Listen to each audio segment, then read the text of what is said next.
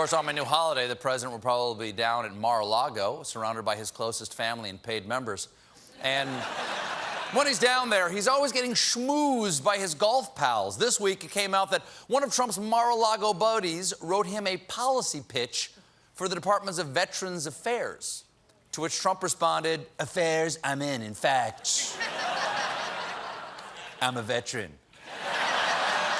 But the proposal came from a man named Albert Hazuri, who is a cosmetic dentist in Scranton, Pennsylvania. Come on, Scranton. Why do you need cosmetic dentistry? You're beautiful the way you are. Who are you trying to impress? Harrisburg? Come on. The plan was to overhaul how the VA does dental care, and the little scrawled little idea said, in part, "Let's set up a meeting with the American Dental Association and create an oversight committee. I can save your administration $250 million a year." The dentist also said that if Trump cooperates, afterwards he gets to take something from the prize chest. And it gets weirder, because the note started with, "Dear King, don't give him any ideas." Ooh, King, also very good policy proposal. Now, obviously, the president isn't going to change VA policy based on some scrawled note from a Yahoo dentist he met in the Mar-a-Lago steam room. And Trump wrote, "Send to David Shulkin at the VA." Okay, but that's probably just Trump humoring a Mar-a-Lago buddy. I doubt he even saw the note. And it's stamped, "The president has seen." That's a stamp he uses both for documents and to verify he spent quality time with Eric and Don Jr. Now, very handy. Come here.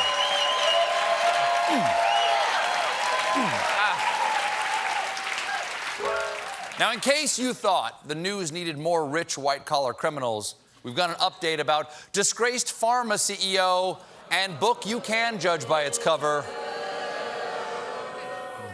Martin Shkreli. You might remember that Shkreli got in trouble for raising the price of life-saving drugs 5,000%.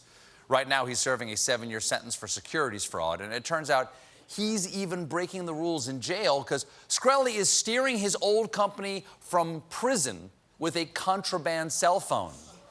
He smuggled in a cell phone? But with that face, how could he tell which end to shove it into? Evidently... Whoa! There's a new campus controversy going on right now. Rider University in New Jersey recently surveyed students about what restaurant they'd like to see on campus. The fried chicken franchise Chick-fil-A won handily. However, the school decided against the chain because of its opposition to the LGBT community. Now, they oppose gay marriage and gay rights, unlike the far more tolerant fried chicken chain, Chet and Jerry's same-sex cluck buckets. Delicious. Delicious. Finger looking good. Well, that did not sit well with one of the deans of the college, who is a big fan of Chick-fil-A. She says that when she heard the news, she felt punched in the stomach. Although, as a fan of Chick-fil-A, she should be used to feeling punched in the stomach. It's delicious, just not an everyday food. The dean was so upset that she decided to resign, explaining, "I am a committed follower of Jesus Christ. As such, I endeavor every day to do exactly what Chick-fil-A puts forward." Now, it may sound odd, but I get it. Being a committed Christian is a big part of my snack choices. That's why I'm religiously opposed to fruit-flavored candy. It's Adam and Eve, not Mike and Ike.